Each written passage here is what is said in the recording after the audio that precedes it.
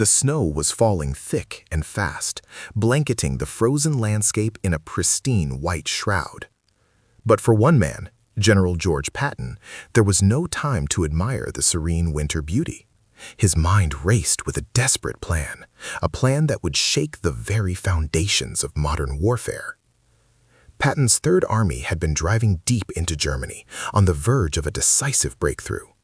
But now, a new threat had emerged. American forces in the town of Bastogne, Belgium, were surrounded and facing annihilation by the Germans. Patton knew he had to act, and act fast.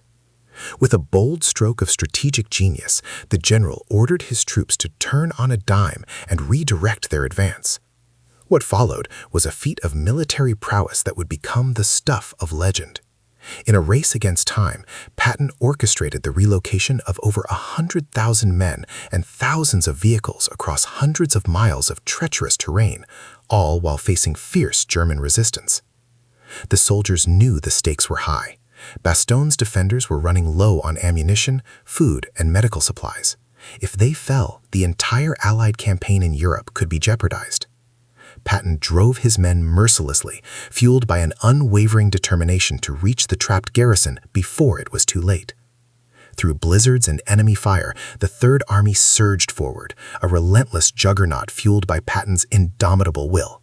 The general himself led from the front, his iconic ivory-handled pistols holstered at his sides, his piercing gaze scanning the horizon for any sign of the enemy. As the days ticked by, the tension mounted. Would Patton's gamble pay off, or would the Bastogne garrison be overrun? The world held its breath, waiting to see if the bold plan would succeed. Then, on the third day, the breakthrough came. Patton's spearhead units smashed through the German lines, punching a corridor to Bastogne. The defenders, battered but unbowed, cheered as they saw the familiar olive drab of the American tanks rolling into the town. The siege was broken, and the tide of the Battle of the Bulge had turned. In the aftermath, Patton's feat of arms was hailed as a masterpiece of military strategy.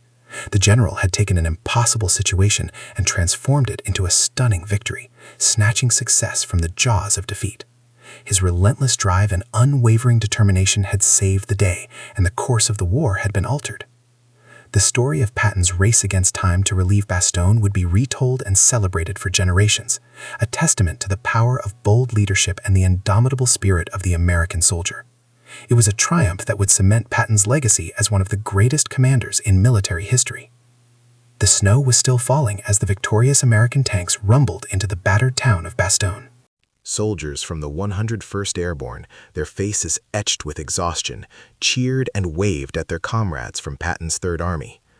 After days of desperate resistance, the siege was finally broken. General Patton himself strode through the streets, his steely gaze sweeping over the scene. He nodded in satisfaction, knowing that his daring maneuver had saved the day. But as he approached the command post, an uneasy feeling began to creep up his spine. Something was wrong. The faces of the officers were grim, their movements hurried and agitated. Patton quickened his pace, his hand instinctively going to the ivory-handled pistol at his hip. "General, sir," a young lieutenant rushed to meet him, his eyes wide with fear. We've received terrible news from headquarters." Patton felt a chill run down his spine. "Out with it, son. What's happened?" The lieutenant swallowed hard. It's President Roosevelt, sir. He's dead." Patton stared at the young man, the words refusing to sink in. "That's impossible," he growled. "The president can't be dead. It's true, sir," the lieutenant interrupted, his voice trembling. "President Roosevelt passed away earlier today. Heart failure, they're saying." For a moment, Patton was speechless. The news was like a punch to the gut, knocking the wind out of him. President Roosevelt, the towering figure who had led the nation through the war, was gone. Patton felt a lump in his throat, an unaccustomed emotion for the gruff, battle-hardened general. Who's in charge now?" Patton asked, his voice uncharacteristically shaky. "Vice President Truman has been sworn in as the new president, sir," the lieutenant replied. Patton nodded slowly, his mind racing. Truman, a relative unknown, thrust into the most powerful position in the world during the most critical moment of the war. The general couldn't help but feel a twinge of unease. Would the new president have the strength and resolve to see the conflict through to victory? As Patton turned to enter the command post, a commotion erupted outside. Gunshots echoed through the streets, followed by shouts and the sound of running feet. Patton's hand instinctively went to his pistol, his eyes scanning the area for the source of the disturbance. Suddenly, a familiar figure came sprinting towards him, his face contorted with fear. "Colonel Beale?" Patton exclaimed, recognizing the officer. "What in the blazes is going on?" Beale skidded to a halt, his uniform disheveled and his breathing ragged. "General, sir, it's a disaster. The Germans, they've launched a new offensive." Patton felt his heart skip a beat. "Impossible. We broke their lines, cut off their supply routes. They shouldn't have the strength." "That's just it, sir," Beale interrupted, his voice trembling. "It's not the Germans from the Bulge. It's the Russians."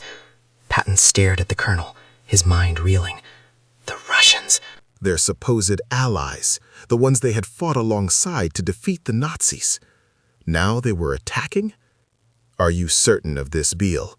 Patton demanded, his eyes narrowing. "Positive, sir," Beale replied, his face pale. "Our patrol spotted Soviet tanks and infantry advancing towards our positions. They're firing on us, General. This is no mistake." Patton felt a surge of rage and disbelief. After all they had been through, all the sacrifices made, the Soviets were turning on them? The general's jaw tightened, his grip on his pistol tightening. "Assemble the troops," he growled, his voice low and dangerous. "We're going to show those Bolsheviks what the American army is made of." As Patton strode towards the command post, his mind was consumed by a single burning thought. The war was far from over. In fact, it had only just begun. Here is a new chapter, approximately 800 words, that continues the events and introduces a shocking plot twist. Patton's mind was racing as he hurried towards the command post. The news of President Roosevelt's death had been a gut punch, but now this, the Soviet Union turning on their Allied comrades, it was almost too much to comprehend. As he entered the command center, Patton could feel the tension in the air. Officers were huddled over maps, barking orders and relaying frantic communications. Something big was going down, and it didn't sound good. "General Patton, sir," one of the junior officers spotted him and rushed over. "We've got a situation developing on the Eastern Front. The Russians have launched a massive offensive against our forces." Patton felt a twinge of anger. I know. That idiot Beale already filled me in. What's the situation?" The officer's face was grim. "It's bad, sir. Our scouts report the Soviets have over 100,000 men, thousands of tanks and artillery pieces. They're pushing hard, smashing through our lines like they're not even there." Patton cursed under his breath. "Where are they headed?" "It looks like they're aiming straight for Berlin, sir," the officer replied. "If they reach the capital before we do, it could be a disaster." Patton nodded grimly. If the Soviets captured Berlin first, it could give them leverage to dictate the terms of the post-war settlement. They might even try to carve off a chunk of Germany for themselves, sparking a new conflict down the line. "We need to move, and fast," Patton growled. "Get my tanks and infantry rolling towards Berlin. I want to beat those Bolshevik bastards to the punch." The officer hesitated. "Sir, there's more. While the Russians are pushing west, the Germans have also launched a new offensive in the south. They're hitting our supply lines hard, threatening to cut us off from Bastogne." Patton felt his stomach twist. "How bad is it?" "Bad, sir. Our forces are stretched thin trying to hold the line. We could be in serious trouble if the Germans break through." Patton's mind raced. He was being pulled in two directions: race to Berlin to beat the Soviets, or shore up the defenses in the south to prevent another encirclement. Either way, he risked losing ground to the enemy. "Damn it all to hell!" Patton slammed his fist on the table, his eyes blazing. "Why does everything have to be so goddamn complicated?" The officer shifted uncomfortably. "Sir, I don't know what to tell you. It's a hell of a predicament we're in." Patton took a deep breath, trying to clear his head. He had to make a decision, and fast. Every minute he hesitated could mean the difference between victory and defeat. "All right, here's what we're going to do," he said, his voice low and determined. "I want half our mobile forces, tanks, mechanized infantry, the works, to head straight for Berlin. Hit the Soviets hard and fast. Try to get there before they do." The officer nodded. "And the rest of the army, sir?"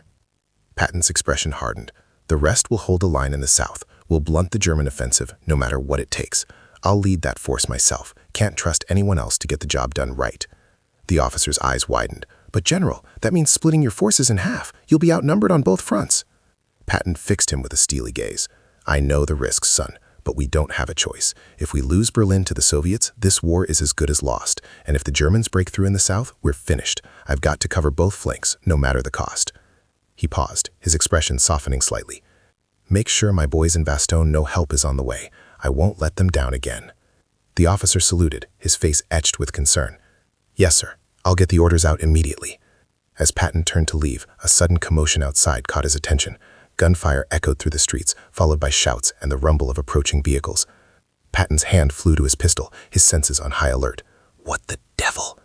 The junior officer's face went pale. "General, sir, I think you better come see this." Patton followed the officer outside, his mind racing with possibilities. Was it the Germans, or perhaps the Soviets launching a surprise attack? Whatever it was, he was ready to meet it head-on. But nothing could have prepared him for the sight that greeted him. Patton felt his heart skip a beat as he took in the scene unfolding before him. Advancing down the street, their turrets bristling with guns, were a line of Soviet tanks. But they weren't heading towards the German lines. They were aiming straight at the American positions. Patton stared in disbelief, his mouth agape. This couldn't be happening. The Soviets, they were turning on them. After all they had been through, all the blood and sacrifice, their so-called allies were now their enemies. As the first Soviet shells began to rain down, Patton knew that the war had just taken a dramatic and terrifying turn. The future was now more uncertain than ever, and the path to victory had just become a razor's edge. Here is a new 800-word chapter continuing the story in a simple conversational style. "You're not going to believe this, but things just went from bad to worse for old Patton and the boys. Just when we thought we had it all figured out, the Soviets go and pull the rug right out from under us." There we were, Patton and his officers scrambling to figure out their next move. The old general was in a real bind. He had to decide whether to push for Berlin to beat the Soviets or shore up the defenses down south to stop the Germans. Either way, he was outnumbered and outmatched. Patton, being Patton, decided to take the fight to both sides. He split his forces, sending half to race for Berlin, while he led the rest to hold the line in the south. It was a bold, risky move, but that's just how the old man operated. Go big or go home, that was his motto. Anyway, Patton was getting ready to get his troops moving when all hell broke loose. Gunfire erupts in the streets, tanks start rolling in, and who do you think it is? The Soviets. Our supposed allies had turned on us, firing right at the American positions. I'll never forget the look on Patton's face when he saw those Soviet tanks bearing down on us. The man was speechless, which is saying something. Usually he's got a colorful word or two for every occasion, but this time he just stood there, jaw hanging open, as the first shells started raining down. The officers were scrambling, trying to get the men organized for the fight, but it was total chaos. The Soviets were hitting us hard, pushing forward with everything they had. Our boys were getting torn to shreds, caught completely off guard by this sudden betrayal. Patton, he finally snapped out of it and started barking orders, trying to rally the troops. But it was too late. The Soviets had already punched a hole in our defenses. Their tanks were rolling in, infantry swarming behind them. We were getting surrounded, fast. I'll admit, I thought we were goners. I mean, here we were, stuck between the Nazis and the commies, with nowhere to run. It was like something out of a bad war movie. But Patton, he just wouldn't quit. That old warhorse started rallying the men, getting them organized for a last-ditch stand. "We're not going down without a fight, you Bolshevik bastards," he yelled, his voice booming over the din of battle. "This is the United States Army, and we don't surrender to no godless Reds." The men, they caught his fire. Suddenly, there was this energy, this determination that spread through the ranks. These boys, they'd been through hell and back with Patton. They knew he'd never leave them high and dry. So they dug in, hunkering down in the rubble and ruins. The Soviets came at them in wave after wave, but our boys held firm. Patton was right there with them, barking orders and firing that ivory-handled pistol of his like a man possessed. For a while, it looked like we might actually pull it off. We were giving the Soviets one hell of a bloody nose, making them pay for every inch of ground. But then, just when we felt we might have a chance, Patton's radio crackled to life. It was one of his officers, sounding panicked. "General, sir, the Germans have broken through in the south. They're heading straight for us." Patton's face went pale. "Impossible!" he roared. "How the hell did they—" Before he could finish, the ground started shaking. Off in the distance, we could see the unmistakable silhouettes of German tanks and infantry advancing fast. Patton let out a string of curses that would make a sailor blush. "We're caught in a goddamn vice!" he shouted. "Those Kraut bastards and the Reds are gonna grind us to dust!" I'll never forget the look in his eyes in that moment. Patton, the fearless, unstoppable general, was finally starting to realize just how dire our situation had become. We were trapped, surrounded on all sides by enemies. There was no way out, no grand maneuver that could save us now. As the German and Soviet forces closed in, Patton turned to his men, his face etched with a mix of fury and resignation. "Boys," he said, his voice low and grim, "it looks like this is the end of the line for Old Blood and Guts." The men fell silent, the weight of his words hanging heavy in the air. We all knew what was coming. This was it, our last stand. Patton paused, then let out a hollow laugh. "Well, at least we'll go out fighting, like true Americans. No surrender, no retreat. We'll show those commie and Nazi sons of bitches how the U.S. Army does business." He turned to me, his eyes suddenly sharp and intense. "You," he said, "you make sure somebody tells my story. Don't let them forget what we did here today. You understand?" I nodded, my throat tightening. "Yes, sir. I'll make sure of it." Patton gave me a small nod, then turned back to face the enemy. As the tanks and infantry closed in, I knew that for Patton and his men, the final battle was about to begin. And I had a sinking feeling that this time, the old general might not be coming out on top. All right, listen up, because this next part is going to blow your mind. What happened next to Patton and his boys is the craziest thing I've ever seen. I can barely believe it myself, but I swear every word is the honest-to-God truth. So there we were, Patton and his men, completely surrounded. The Soviets were pressing in from the north, the Germans coming at us from the south. It was a total nightmare. We were trapped in a vice with no way out. Patton, he knew it too. I saw the resignation in his eyes when he turned to the men, telling them this might be the end of the line for Old Blood and Guts. But just when all hope seemed lost, something straight out of a miracle happened. From out of nowhere, a new force arrived on the scene, storming in to save the day. And let me tell you, the guys leading the charge were the last people any of us ever expected to see. It was the British. Yep, you heard me right.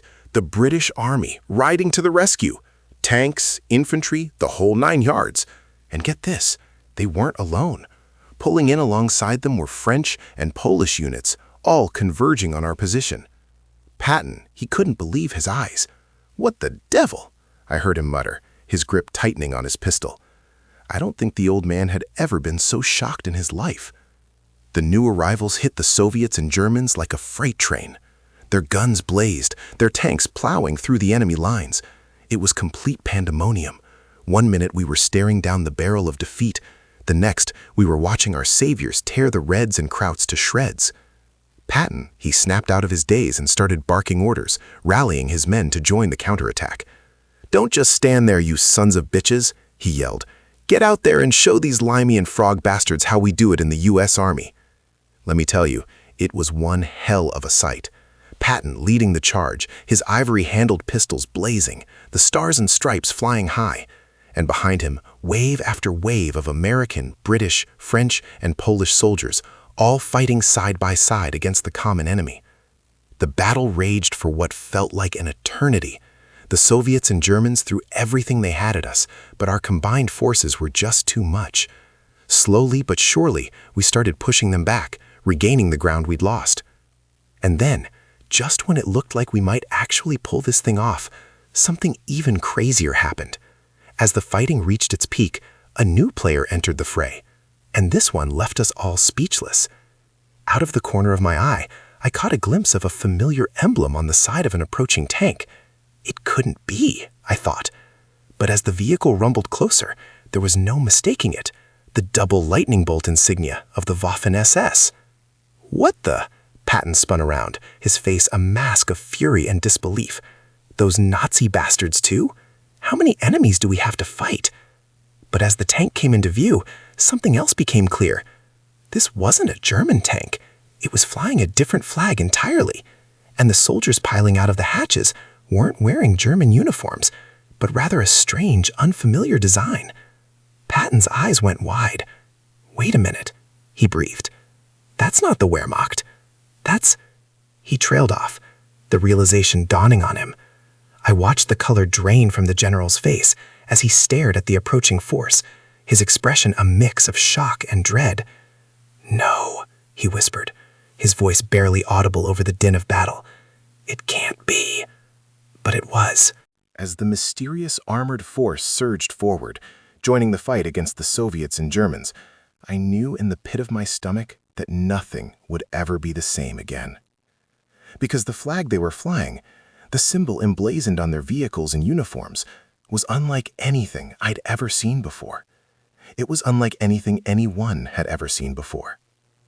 It was the flag of a nation that, up until this moment, had only existed in the darkest corners of speculation and conspiracy. A nation that was about to change the course of the war and the world in ways we could scarcely imagine. As Patton stared, transfixed at the approaching force, I felt a chill run down my spine. Whatever was about to happen, I knew it was going to be big, bigger than anyone could have ever predicted. And in that moment, I realized that the war we thought we were fighting was nothing compared to the true battle that was about to begin. All right, buckle up, because this is where the story really takes a wild turn. After the British and their allies showed up to save Patton and his boys from being crushed by the Soviets and Germans, things got even crazier. Just when we thought the tide had turned in our favor, a new player jumped into the fray, and let me tell you, this was no ordinary outfit. Pulling up alongside the British tanks were these strange, unfamiliar vehicles, flying a flag that none of us had ever seen before. Patton, he took one look at that flag, and I swear, the color drained right out of his face. The old general, he was never one to show fear, but in that moment, I saw pure dread in his eyes. Whatever was coming, he knew it was bad news. As these new arrivals joined the fight, unleashing a hail of firepower on the Soviets and Germans, Patton grabbed me by the arm. "You," he growled, "you need to get out of here, now." I stared at him, confused. "But General, what about you and the rest of the men? We can't just leave you behind." Patton shook his head grimly. "This is bigger than all of us, son. Bigger than the war we've been fighting. You need to go. Tell the world what you've seen here today." I opened my mouth to protest, but the look in his eyes stopped me cold. There was an urgency, a sense of dread that I'd never seen in Patton before. Whatever was about to happen, he knew it was something far beyond our control. "Go," he barked, shoving me towards a nearby jeep. "Get to headquarters. Warn them about this thing. They need to know what's coming." I hesitated for a moment, then nodded, understanding that Patton wasn't going to back down. This was his fight now, and he was determined to see it through, no matter the cost. As I climbed into the jeep and started the engine, I glanced back at Patton one last time. He was standing there, ivory-handled pistols in hand, his gaze fixed on the advancing force of strange, unfamiliar vehicles.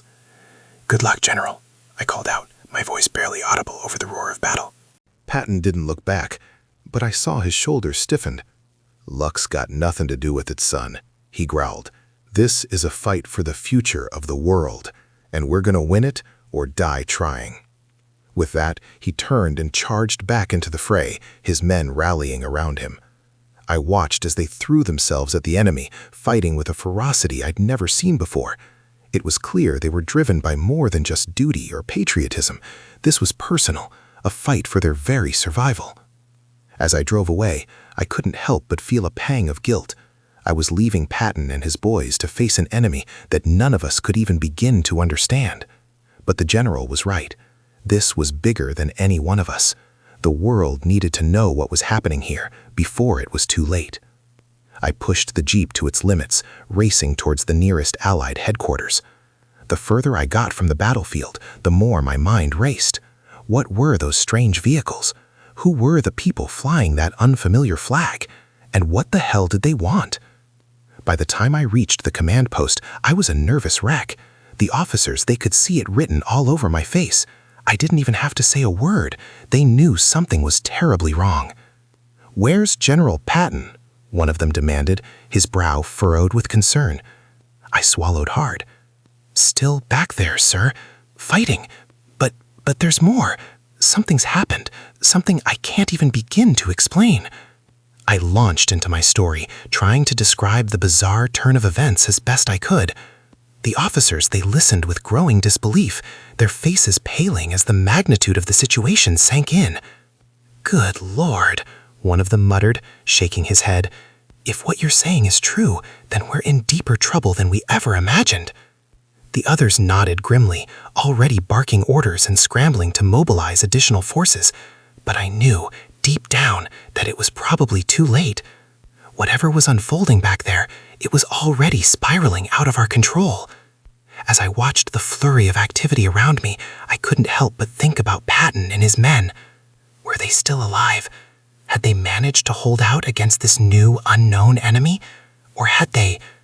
I pushed the thought from my mind, unwilling to accept the alternative. Patton was a fighter, a true warrior to the end. If anyone could survive this madness, it would be him.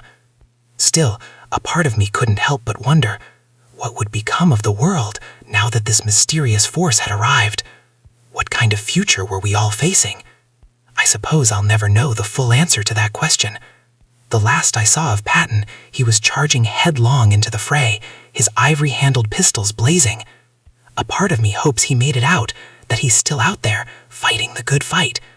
But I also know that the world I once knew is gone forever. Whatever happens next, it's going to change everything.